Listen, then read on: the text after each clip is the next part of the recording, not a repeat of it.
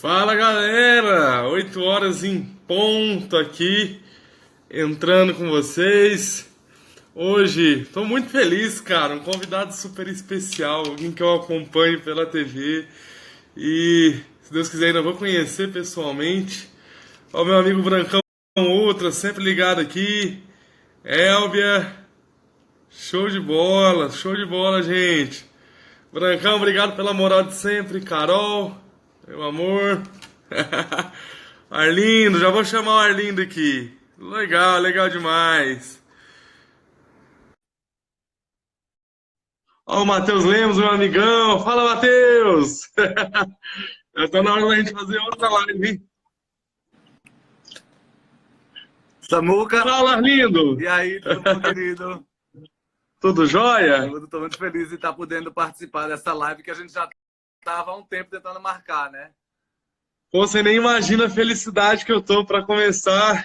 Queria te agradecer aí por você ceder um pouquinho do seu tempo para nos contar essa história de vida muito legal, para a Ah, gente ver como que se formou essa personalidade que hoje é um ícone aí na TV nacional. E, cara, muito, muito, muito obrigado mesmo por estar participando dessa live aqui. eu que agradeço, gente. Não tem nem o que falar. Caraca, ó, você sabe que eu nunca me senti tão pressionado para ver qual roupa que eu vou colocar. Aí eu vi um vídeo seu faz 15 minutos e falei, não, a pessoa tem que se vestir conforme ela se sente bem e tal. Aí eu falei, pô, então eu vou botar essa camisa mesmo que eu gosto dela. É isso, se vestir como se sente bem, de uma maneira que representa a sua personalidade, que te passa segurança.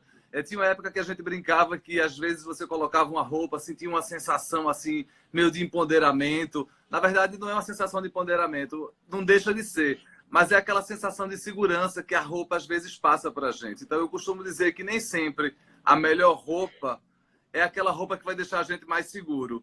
Então, hoje a gente pode quebrar paradigmas, claro que levando em conta bom senso, adequação, e usar aquela roupa que a gente mais se sente bem, né? Legal, Arlindo. Isso serve para muita coisa na vida, né, Arlindo? Não só a moda. Eu sou uma das pessoas que eu acredito que se você trabalha com o que você não gosta, ou se você tá com quem você não gosta no relacionamento, enfim, isso de alguma forma não te faz bem, não te faz crescer e até apaga um pouco o seu brilho, né, Arlindo? Aí você começa a deixar de ser você mesmo para viver a vida de uma outra pessoa, acaba deixando de viver a sua vida e quando você olha para trás já não consegue mais recolher os cacos que ficaram aí durante esse percurso, esse caminho, e aí é tarde demais. Então é sempre bom e nunca é tarde para a gente abrir o olho e entender o que está acontecendo ao nosso redor e querer mudar, se for o nosso desejo, né? Porque tem muita gente nessa muca que fica na zona de conforto, e que não acaba que não quer aceitar a mudança e que tem medo da mudança também. Eu entendo também isso. Mas, ao mesmo tempo, a gente também tem que se permitir a vivenciar outras coisas e ter experiências novas, que eu acho que só assim a gente consegue amadurecer, consegue entender um pouco mais da vida, né? Que é tão difícil hoje em dia. Com certeza, Arlindo, com certeza. Eu sempre falo nas minhas palestras o seguinte: você pode estar como você quiser, né? Você só não pode reclamar do resultado que você tem por escolha exclusivamente sua. Então, é um pouco disso.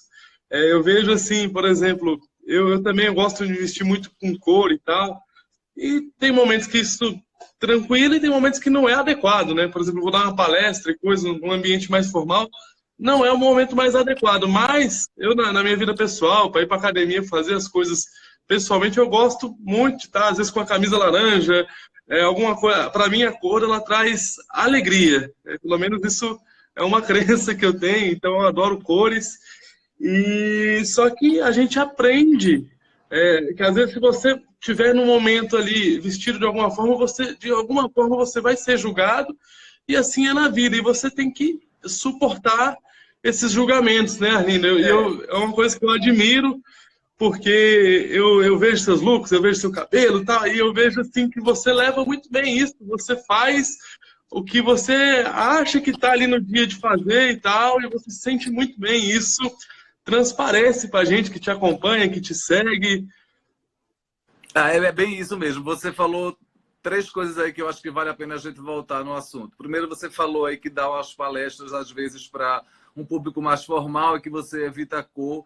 E aí eu vou voltar para você. Samuca, traga cor para esse lugar, para esse ambiente que é tão corporativo. Porque as pessoas esperam sua história de superação, as pessoas esperam a sua história de vida. Então, quando você traz cor, você traz exatamente o segundo ponto que você mesmo falou aí, que é a alegria.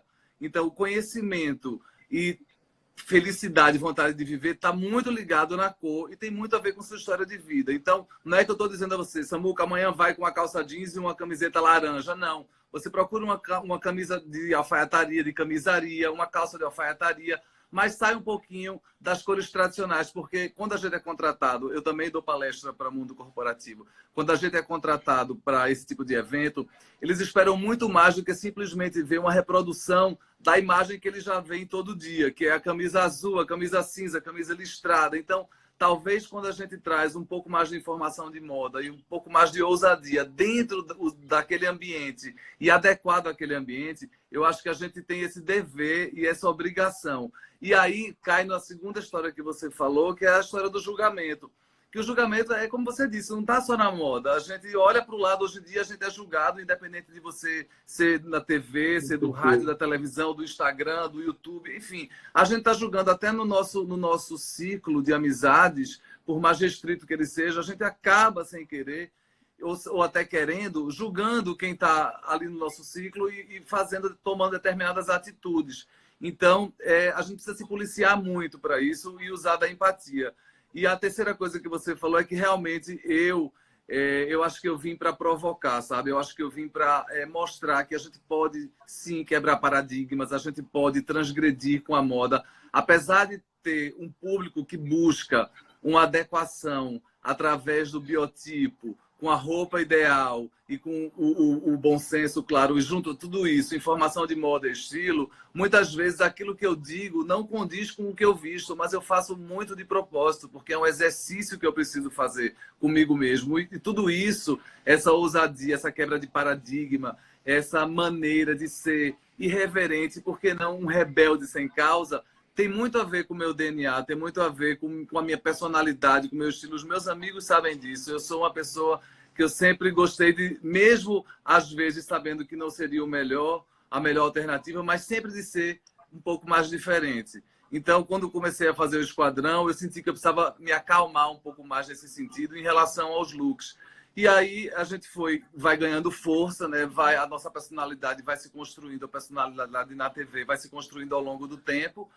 E, nesse sentido, você também vai aprimorando o seu visual, você vai se permitindo a mudar cabelo, a mudar o próprio estilo mesmo, saindo de um momento super formal para um momento bem transgressor, usando o terno com tênis, blazer com camisas diferenciadas, com texturas diferenciadas. E, para tudo isso, eu estou falando que a gente acaba realmente sendo julgado. E eu acho que, mais do que julgado, eu costumo dizer que eu provoco um pensamento diferente nas pessoas nesse sentido. Porque muita gente fala lá, poxa, que coisa feia, que ridículo. Tudo bem, tem sua opinião. Tá? O espaço é público, pode emitir sua opinião, não me incomoda de jeito nenhum.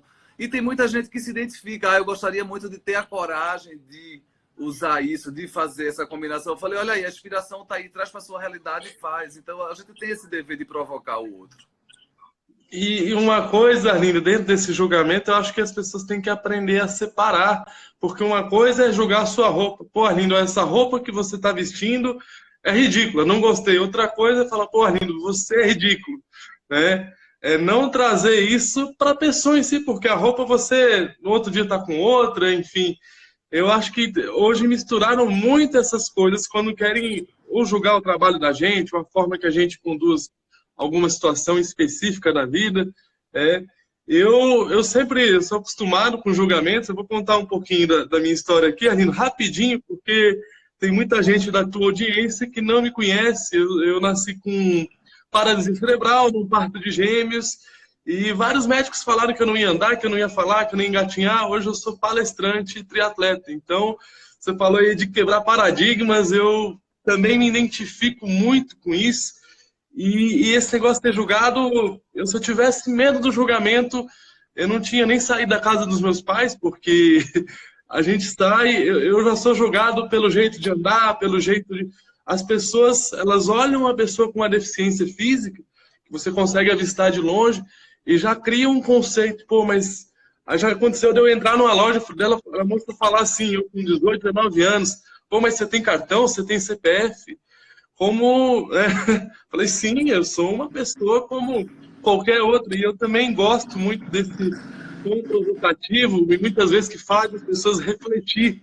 Eu acho que isso é o principal, é você colocar uma interrogação, mas espera aí, será que isso é errado mesmo, ou será que o meu ponto de vista que está equivocado? Eu gosto muito dessa leitura, e eu percebo, pelo menos a minha intuição, é que você faz muita coisa proposital mesmo, para causar esse desconforto e essa reflexão, Arlindo. E faço mesmo, desde que sou adolescente. Eu acho que, se você conversar com meus pais, eles vão dizer sempre que eu fui muito transgressor em relação à roupa, à maneira de me vestir. Claro que eu sempre respeitei o outro, que acima de tudo acho muito importante você respeitar o local e o espaço do outro.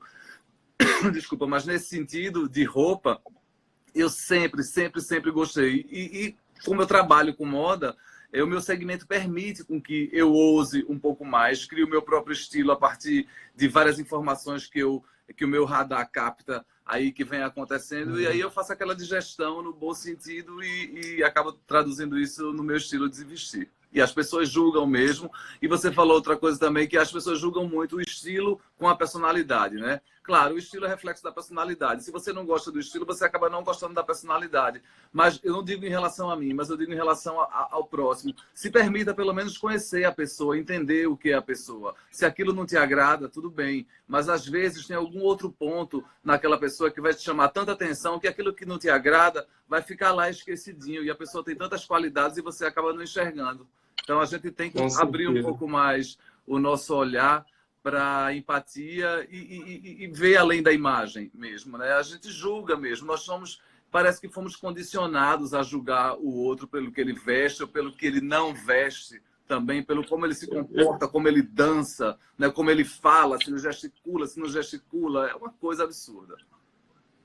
Eu acho que acho que desde que a gente nasce, eu sou filho mais velho, então meus irmãos já você tem essa comparação entre irmãos, até não foi muito pelos meus pais, mas a sociedade em si ela compara muito. E eu nasci num parto de gêmeos, meu irmão faleceu alguns dias depois, mas depois eu tive 2 irmãos gêmeos que são completamente diferentes de personalidades. Um deles até se parece muito mais comigo do que com o outro. E aí, como as pessoas, elas já... Nossa, mas eles não se vestem igual, mas eles não fazem as mesmas coisas, mas eles são gêmeos, né? E eles são muito parecidos, são até de bolsas diferentes, mas eles são muito parecidos. Só que eles são completamente diferentes. E tendo irmãos gêmeos que sofrem a mesma educação, vivem no mesmo momento da sociedade, tudo, fui percebendo que esse julgamento é uma coisa, muitas vezes até inconsciente das pessoas, né? De querer colocar num padrão. E aí a gente sempre acha que o mais certo, o mais adequado é aquilo que se parece mais com a gente. Eu acho que é natural de todo ser humano. E eu vi o talk show com o Danilo Gentili, a sua entrevista, que você lançou o livro, depois eu vi a sua participação com a Bela, e você falou uma coisa muito legal, que a roupa ela transmite a mensagem, né, Arlindo? Uma mensagem. Então você falou até na entrevista de emprego, como que uma mulher não seria adequada se vestir. Fala um pouquinho mais para a gente sobre isso. Eu acho que quando você vai para uma entrevista de emprego, né, a primeira coisa que você tem que se preocupar é com a personalidade ou o DNA da empresa que você quer trabalhar. Se você tem um estilo muito ousado, por exemplo, como o meu, se eu fosse para uma entrevista de emprego para uma empresa super formal, é óbvio que eu iria procurar ter um visual mais formal, mais adequado àquela empresa. Não existe a fórmula, uma camisa branca para o homem ou uma camisa preta ou azul para a mulher, uma calça de alfaiataria, um sapato social ou escarpão. Não existe a fórmula, porque cada segmento ele pede determinado tipo de roupa. Então, quando a gente pensa no médico, por exemplo, a gente acha estranho um médico vestindo preto, não é? Eu acho que eu conheço poucos médicos que usam preto, que abrem mão dessa história de usar o branco, mas que são elegantes ao mesmo tempo, mas que não abrem mão ao mesmo tempo do jaleco branco. Então, Então, quando a gente pensa em médico, dentista, a gente foi condicionado a pensar no branco. Então, quando a gente pensa numa entrevista de emprego, a gente está pensando no primeiro contato de uma pessoa que pode ser aquela que vai pagar o nosso salário. Então, a gente quer impressionar tanto quanto a gente vai ter o primeiro encontro com uma pessoa que pode ser a pessoa amada ou não também. Então, nesse caso, é procurar usar uma roupa adequada. Primeiro, ao seu estilo, que te deixe seguro, como a gente começou conversando aqui, que você falou da camiseta e tal. Eu falei, o importante é a gente escolher uma roupa que passe aquela segurança, que dê aquela sensação de segurança, mas que, ao mesmo tempo, esteja de acordo com o ambiente que você vai ser entrevistado.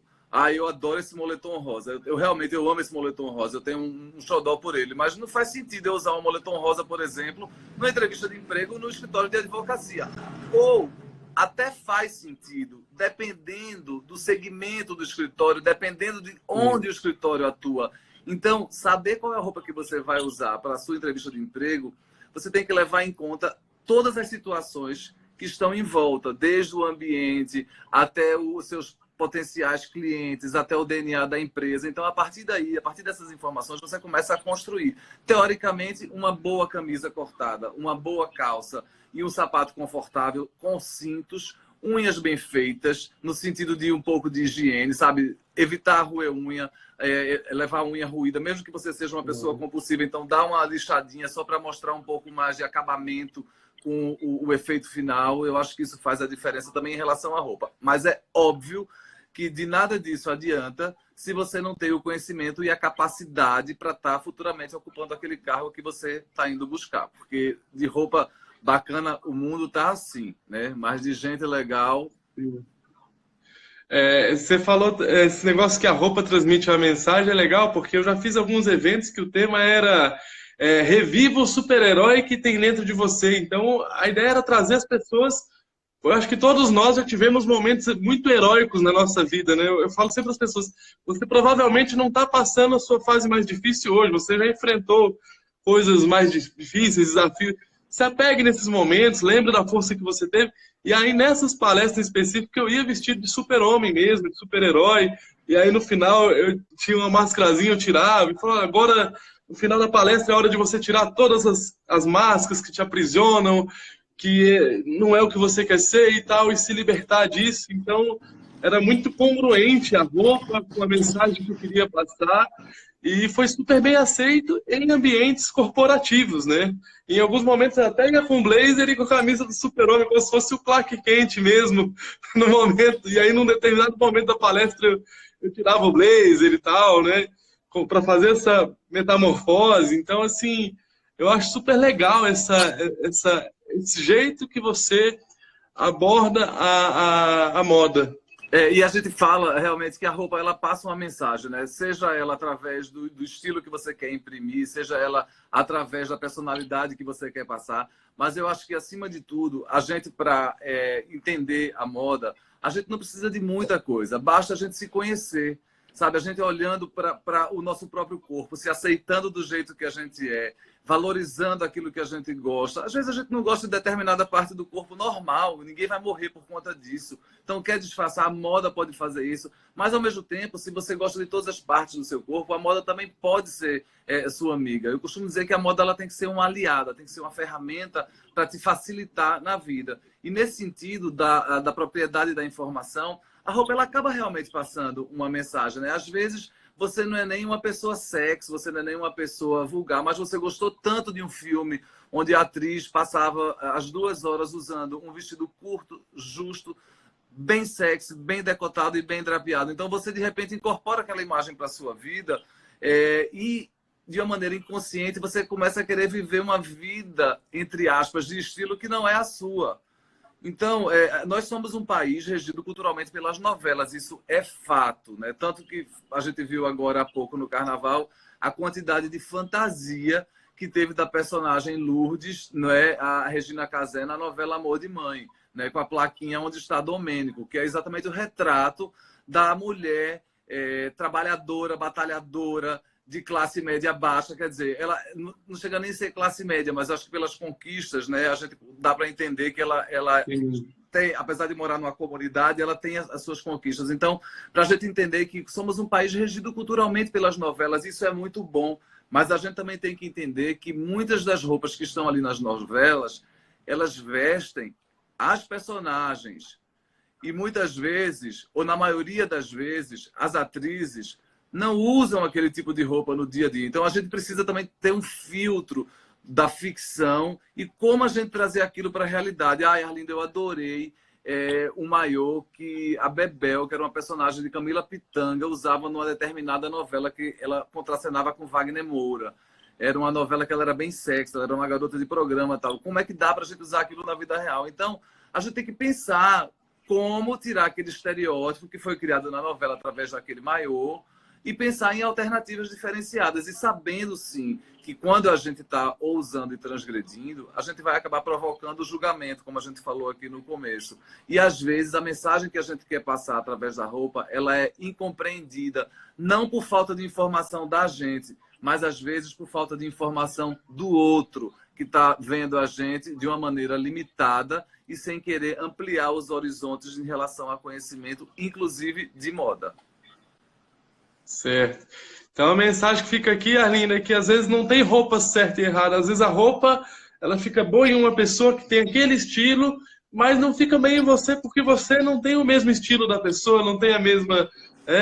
Então, e o momento adequado para isso. É isso, eu costumo dizer que na moda não tem o certo e errado, porque aquilo que é certo para mim pode ser um equívoco para você, e aquilo que é certo para você pode ser um equívoco para mim.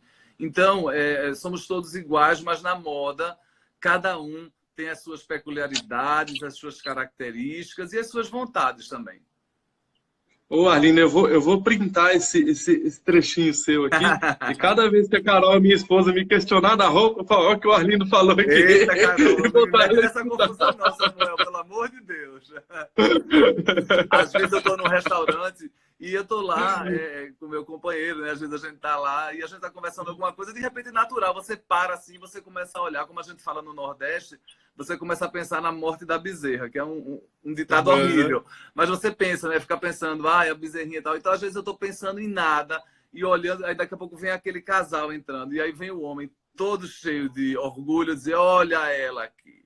Ela tem que ir para o Esquadrão da Moda, porque isso, porque aquilo. Aí eu paro para olhar e faço assim, mas até que ponto chegamos, né? Então, eu brinco, eu falo, olha, pelo que eu estou analisando aqui de uma maneira muito rápida, não é bem ela que precisa do Esquadrão da Moda. Aí eu consigo, de uma maneira, reverter essa situação. Tudo isso para dizer que, às vezes, eu estou olhando para o nada e a pessoa acha que eu estou julgando alguém, só pelo simples fato de eu ter cruzado um olhar. Às vezes, me desculpe, eu estou julgando mesmo, porque, às vezes, a coisa é tão linda que não tem como você deixar de olhar, como, às vezes, a coisa é muito estranha e também não tem como você deixar de olhar, porque as pessoas que usam os extremos, elas estão sujeitas a esse tipo de olhar, no meu caso não de julgamento, mas de olhar, de admiração e de aprender. Um olhar profissional, né? Um olhar profissional, de aprender também, porque eu adoro aprender com a moda de rua, com as pessoas. E eu ia te perguntar isso, Arlindo, porque eu diariamente eu recebo directs, enfim, as pessoas, pô, eu tô desmotivado para treinar, eu tô desmotivado na minha vida, me dá alguma motivação, como se ali em 30 segundos, um minuto, você, no seu dia a dia, assim, quando você está fora do seu trabalho, fora da TV, as pessoas te param na rua e falam, Arlindo, avalia aqui meu estilo e tal. Não, ainda bem, é comum isso. As pessoas, acho que depois de 10 anos de programa, as pessoas já entenderam que eu não vivo analisando e nem vivo validando ou não o look de ninguém. Mas o que é comum até hoje eu estar num lugar, a pessoa chega para mim e fala, oi, Arlindo, eu tô bem. Então isso é muito engraçado, porque nesse momento eu faço uma visão rápida, panorâmica da pessoa e pode ter certeza que eu nunca vou dizer algum item que eu não gostei. Eu sempre vou buscar alguma coisa que eu gostei. Porque eu acho que naquele momento, além do consultor de moda, tem o ser humano também, e o ser humano no sentido de se colocar no lugar do outro. A gente não sabe o que é que a pessoa está vivendo, o que é que a pessoa está passando naquele momento. E às vezes uma frase de uma pessoa desconhecida pode desestruturar o ser humano, que é tão forte, mas ao mesmo tempo é tão frágil no sentido da palavra, né? Porque parece que a palavra, isso aqui hoje que a gente está fazendo, que é usando as redes sociais, as ferramentas de internet para divulgar o nosso trabalho, para falar um pouco da nossa história de vida, acaba virando também uma ferramenta para essas pessoas se fortificarem no sentido de que eu não vou ser descoberto, mas graças a Deus hoje a tecnologia também ajuda nesse sentido a gente descobrir essas pessoas. Mas tudo isso para dizer que a gente realmente, quando escolhe os polos, a gente acaba entrando nesse sentido. Mas, acima de tudo, eu acho que quando a gente coloca aquela roupa que a gente se sente bem, a mensagem que a gente passa é uma mensagem de segurança, independente do estilo. Legal, legal, show de bola. Arlindo, o tema central da nossa live hoje é a coragem A de gente vai ser começar a quem live você é. agora. Não, eu digo assim, a gente já tá, né? Tá sobre exatamente esse tema, mas assim, eu queria saber de você como que foi o começo, antes de você entrar no esquadrão, como que surgiu tudo isso, porque eu imagino que você enfrentou muita gente falando, pô, você não vai dar certo, não é desse jeito que faz moda e tal. Eu queria que você contasse um pouquinho desses desafios que você teve nessa caminhada, que de programa são 10 anos, mas de construção tem muito mais que isso, né, Arlindo? Nossa Senhora, nem me fala, porque eu realmente fui o primeiro filho da minha mãe. Mas o meu irmão é mais velho, tá? Vamos deixar isso bem claro, tá? Eu sou o mais novo. Apesar de ter sido o primeiro filho, eu sou o mais novo. Só para descontrair, tirar uma brincadeira, porque realmente são anos de trabalho, né? Eu comecei lá no final dos anos 80, começo dos anos 90, fazendo assistência de produção de figurino para Marcela Bergamo, que hoje em dia é produtora de elenco da Rede Globo e que assina a produção de elenco da novela Amor de Mãe, minha amiga e irmã. Então eu comecei fazendo trabalho com ela, e a gente fazia nesse sentido. Ela era a dona da agência e ela atendia diversas contas. Então existiam muitos filmes publicitários naquela época e acompanhado aos filmes publicitários existiam as fotos publicitárias também. E para isso acontecer existia o figurino.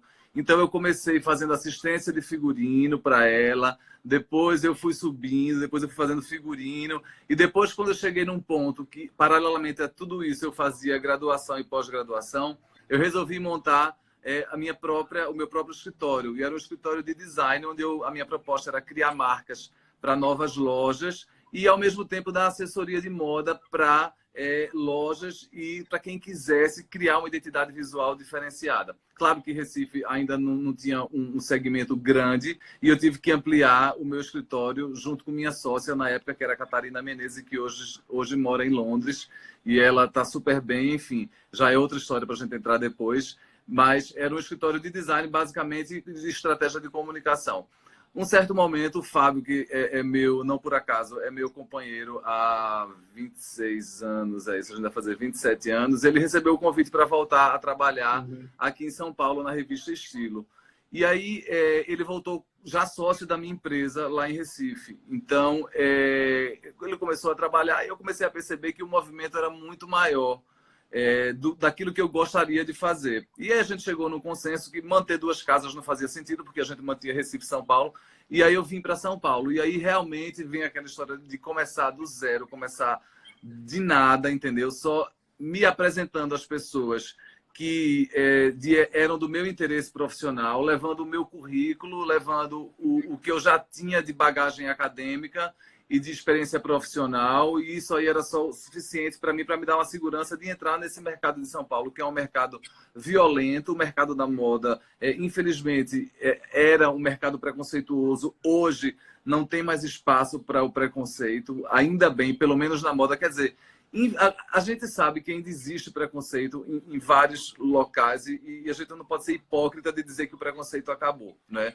Ele está aí ainda bem latente em alguns segmentos, mas eu acho que na moda passei por preconceito aqui, não sei porque não tive tempo de me deter a esse tipo de situação e de atitude. Primeiro, que eu estava trabalhando muito. Segundo, que eu realmente não me interessava a opinião. Claro que aconteceram algumas situações de eu ouvir o que estava sendo dito, eu saber que estava sendo falado por mim, mas não importa. Hoje todo mundo é amigo, todo mundo se conhece e a vida vai seguindo. E aí depois, já trabalhando na Editora Abril, a minha diretora de revistas me indicou para fazer um teste no SBT e, ao mesmo tempo, eu estava fazendo desfiles pelo país, fazendo uma turnê, que na época vários shoppings faziam muitos desfiles em vários estados. Então a gente vivia viajando, eu e o Fábio. e eu não tive tempo de fazer o teste, porque realmente estava viajando, não tinha como atender. E aí um dia eu estava na redação e aí ela falou, fez o teste? Eu falei, não. E aí depois de meia hora meu celular tocou e eles estavam me chamando para ir lá no SBT conversar, porque eles foram informados de que eu estava naquele momento livre. Então eu fui conversar com eles.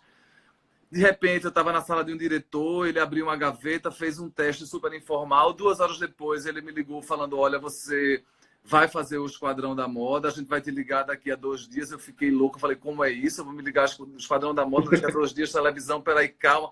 Eu já assisti o programa, eu gostava da versão americana, a versão inglesa era uma versão um pouco mais dura, no sentido de que extrapolava a moda.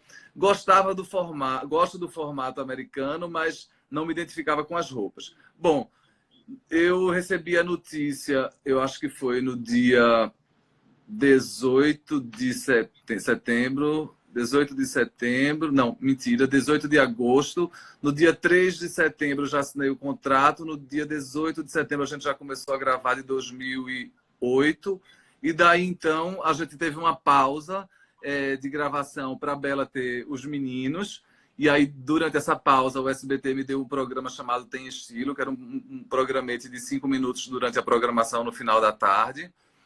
E depois disso eu tive um programa também na Sony, na TV Sony, chamado A Roupa Ideal, onde as pessoas traziam um problema e eu tentava ou propriamente solucionava aquele problema através da roupa. E atualmente eu sou contratado da Discovery e lá a gente fez um reality junto com a Emanuele Junqueira, chamado Prova de Noiva. A gente estreou a primeira temporada o ano passado. Foi um programa muito prazeroso. Saí da minha zona de conforto, porque nesse momento eu deixei de ser consultor, eu fui um condutor do programa. E foi muito bacana também dividir essa experiência com a Emanuele Junqueira, que trouxe toda a bagagem dela de moda, né? Então, é isso um pouquinho da minha história.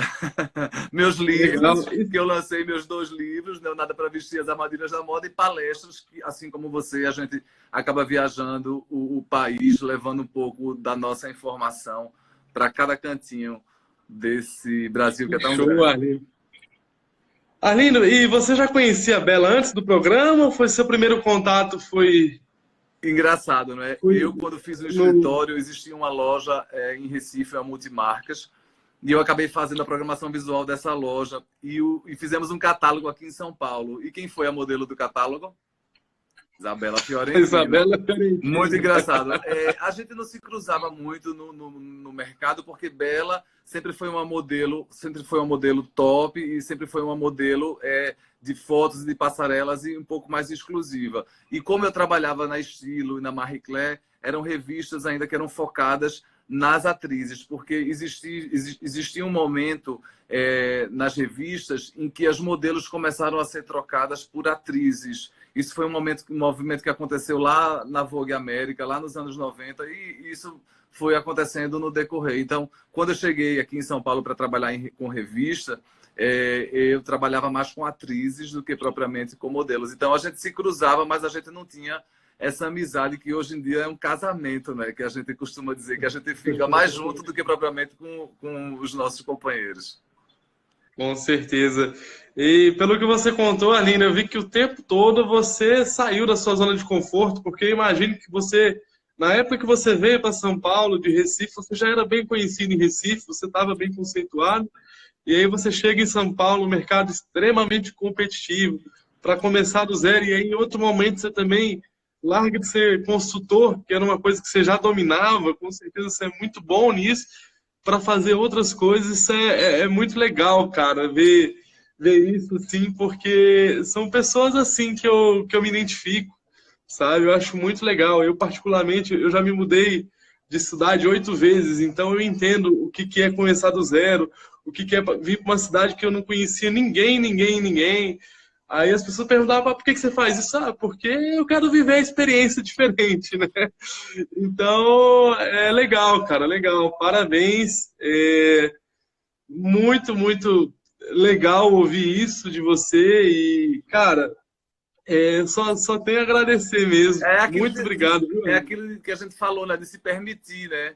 por que mudar 8 vezes de cidade? Por que se mudar? Por que mudar tanto? Porque a gente se sente bem, porque isso faz bem para a gente, né? A gente acaba saindo realmente da zona de conforto muito tempo e isso provoca também o nosso raciocínio criativo, né? Faz a gente ter perspectivas de vida diferentes. Isso é muito, muito legal. Sim. E eu acho que o fundamental, isso acontece ainda mais quando você começa a conhecer outras culturas. Acho que quando você conhece culturas totalmente diferentes da nossa, mexe com tudo que você acha certo e errado, né? Exatamente. Eu, eu fui morar em outros países que eu conheci pessoal da Rússia, eu conheci árabes e tal, e aí eu olhava aquilo e eu falei, mas meu Deus, mas tipo, eu conversava com um cara da minha idade, ele falou, não, eu tô esperando meu pai me arrumar um casamento, arrumar, sabe, assim, como aquele negócio bem antigamente para nós, né? Que para mim é um negócio totalmente ultrapassado. E ele estava vivendo aquilo enquanto eu tinha 20 e poucos anos, e ele também, né? E não tinha certo ou errado. Aquilo ali, para ele, era o certo, e, enfim, eu adoro mexer com esse senso de certo e errado. Eu acho que cada vez mais que a gente sai da zona de conforto, aumenta também a nossa capacidade de ter um pouco de empatia, né, Arlindo? Isso, Porque exatamente. você se coloca em dificuldade e você entende como que a pessoa passou aquelas dificuldades. Então, isso é muito legal, só agrega. Só agrega, só agrega. Você falando tudo isso, óbvio que eu acabo lembrando da minha mãe também, que você até conversou comigo. Você se sente à vontade de falar sobre sua mãe e tal. Me sinto super à vontade, porque todo mundo sabe, quer dizer, todo mundo sabe não. Eu já falei no Teleton que minha mãe ela teve um acidente vascular cerebral com 9 anos de idade, então até o lado esquerdo paralisado, tem deficiência física, tem alguns problemas motores, mas nem por isso deixou de ser mãe, avó, uma mulher linda, incrível, entendeu? Então, essa história de superação que eu vejo na minha mãe, que eu vejo em você, que eu vejo na Lari Mariano, que trabalha comigo também, que trabalha com a Bela, que a gente conheceu lá no Teleton quando ela tinha 15 anos e hoje ela é jornalista formada, ela trabalha com moda, ela trabalha no meu site, trabalha com a Bela também. Então a gente vê pessoas assim, que no meu caso, é engraçado, né? Eu só comecei a perceber a maneira diferente da minha mãe quando eu comecei a frequentar o Teleton. Porque na minha cabeça, minha mãe nunca foi uma deficiente física, na verdade. Eu sempre enxerguei minha mãe como uma mulher normal. Então, quando eu cheguei no Teleton, eu falava, gente, olha só, minha mãe passou por isso. Porque na época não era Teleton, era uma outra instituição. E aí eu comecei, e aí um belo dia eu falei, cara, chegou a hora de contar a história da minha mãe no Teleton, né? E aí eu contei, consegui contar, né? Assim, respirando fundo, mas consegui contar. E foi muito bacana dividir isso com as pessoas, porque muitas pessoas vieram falar comigo, Aline, minha mãe é deficiente, meu pai é deficiente físico. Então, tudo isso para a gente dizer que superação está aí e a gente precisa superar todas as dificuldades que foram colocadas nas nossas vidas, porque muitas vezes aquilo que é difícil para a gente é muito simples de ser solucionado para o outro, e às vezes o que é dificílimo para o outro, a gente só pisca o olho e está solucionado. Então, vamos começar a refletir e pensar na vida de uma maneira diferente. E você falou um negócio interessante que eu vivi sobre outra perspectiva. Eu vivi essa questão do preconceito da perspectiva de uma pessoa com deficiência, que eu acho que é um pouco diferente, mas em muitas formas se tornam parecidas, digamos assim, né? E eu vejo assim que a gente, como sociedade, está evoluindo, né, Arlindo? Ainda tem muitas questões que precisam ser melhoradas, mas o que eu sinto é que as pessoas estão mais abertas à mudança, mais abertas a enxergar outro ponto de vista. Eu acho que a internet ela te traz um monte de pontos de vista sobre o mesmo fato, e aí você tem a oportunidade, às vezes, porque uma pessoa que só tinha a oportunidade de assistir no jornal ou de ver na TV, são outros pontos de vista, não é que é certo ou errado, mas são pontos de vista diferentes sobre a mesma situação. Isso faz com que as pessoas sejam mais questionadoras, tenham mais empatia e saibam realmente se colocar e até dividir a dor com o outro, né? Porque eu faço muito evento hoje. A Lara, inclusive, fiz uma live com ela.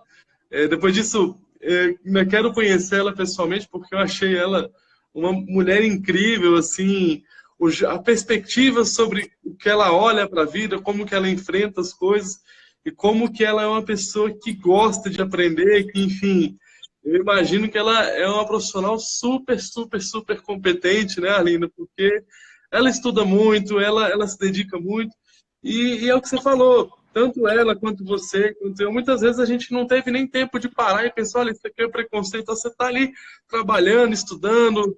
Eu também fiz 2 faculdades ao mesmo tempo, então eu entendo, eu fiz 2 faculdades, 2 estágios, então eu entendo o que você falou ali de estar estudando, estar envolvido, estar trabalhando, estar buscando o melhor e, enfim, não parar mesmo. E aí o que eu vejo hoje são muitas pessoas querendo ter resultados imediatos em curto prazo, né, Arlindo?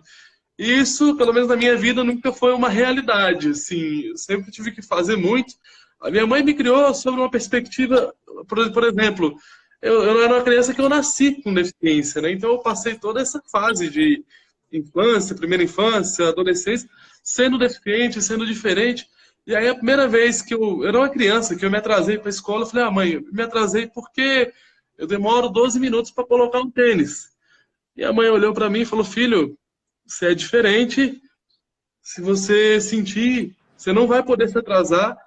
Ela me falou um negócio que até hoje está na minha cabeça. Falou, olha, as suas justificativas não mudam o fato que aconteceu. Então, se você se atrasou porque você é deficiente, acorda meia hora mais cedo todo dia, porque você uma hora vai trabalhar, você uma hora vai estar numa empresa e tal, e você não, ninguém vai aceitar você se atrasar por você ser um deficiente. Então, minha mãe sempre me criou muito com essa perspectiva, né?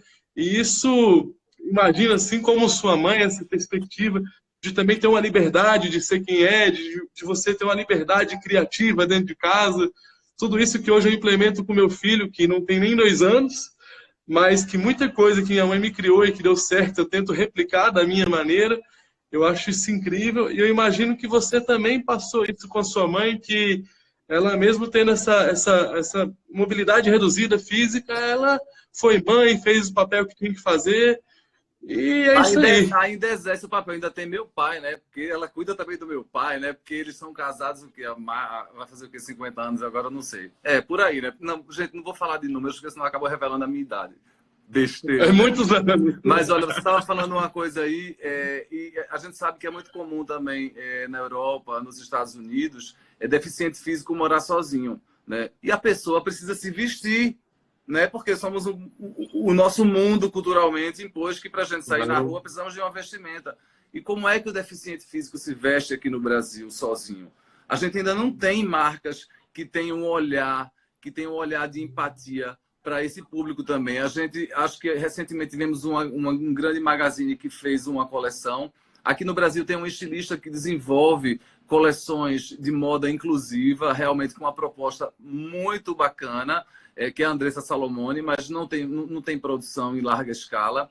E, se eu não me engano, teve a francesa Kiabi, que é uma concorrente da Zara, e que ela foi uma das primeiras fast fashion a fazer uma campanha com deficientes físicos. Então, a preocupação era onde está o velcro, onde está o colchete, por onde você veste a camisa, por onde você tira, como você coloca a calça. O estava em determinado local que não iria incomodar, porque vamos dar uma calça para cadeirante que é toda bordada. Como, gente, se ela vai passar a maior parte do tempo ou a parte do tempo inteira com aquela calça sentada em cima do bordado, vai se machucar. Então, existe também não só a criação de moda, mas uma criação no sentido de se colocar no lugar do outro e tentar reverter esse pensamento em roupa utilitária, não utilitária como a gente está vendo agora, que é uma tendência bacana, que são os bolsos, que é o uso do trench coat de uma maneira diferenciada, mas de uma maneira utilitária no sentido de ser fácil para quem tem mobilidade reduzida.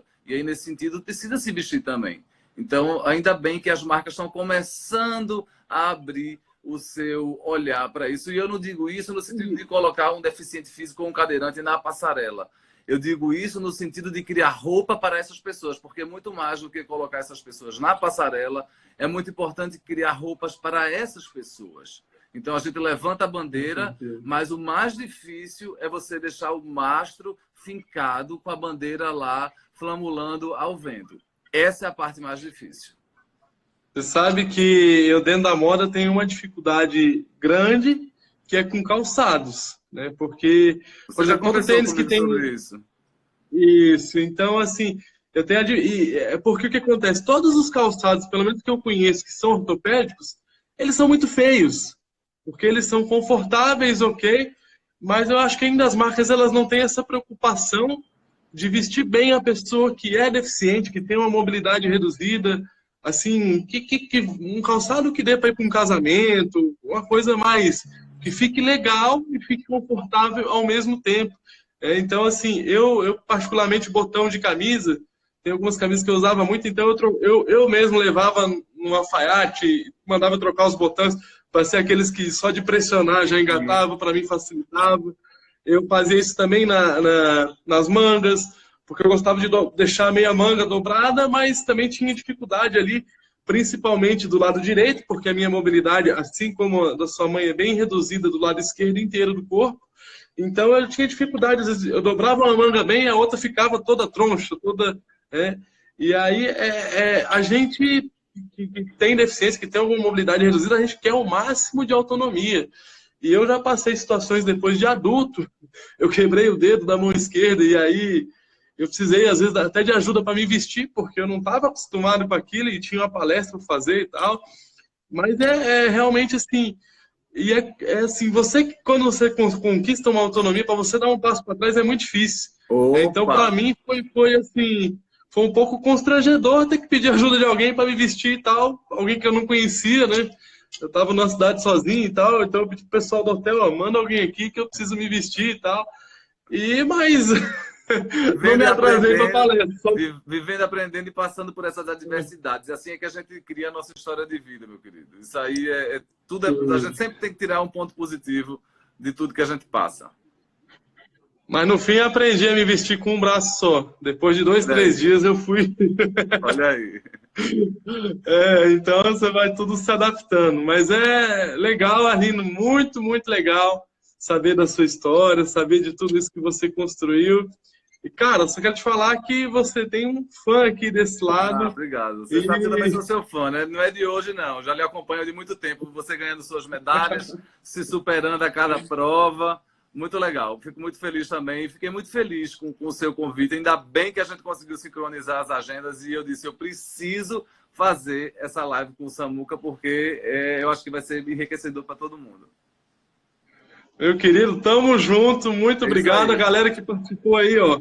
Um grande abraço. Muito obrigado a todo mundo que interagiu com a gente, que fez alguns comentários aí. Eu li todos. Eu não li, não, gente, porque eu tô cego. Eu sou jovem, mas eu tô cego. Legal, legal, tem muito. E quem quiser ver essa live vai ficar disponível durante 24 horas, que é o tempo que o Instagram permite, né? Então vai ficar no meu perfil durante 24 horas disponível aí, se você quiser compartilhar com alguém, fique à vontade, alguém que queira ver essa live, que precise ouvir isso que a gente falou hoje.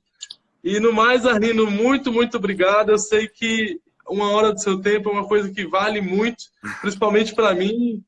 E só tenho a te agradecer. Muito obrigado por ter aceito esse convite, por conseguir ter alinhado e por ter contado um pouquinho da sua história, por tudo que você contribuiu aqui hoje. Obrigado, viu? Obrigado pelo carinho e a gente tá sempre junto. Quando precisar, é só mandar mensagem para mim ou para a Gabi, que tá tudo resolvido já. Valeu, Arlindo. Um abraço, gente. Um abraço. Beijo. Valeu. Tamo junto.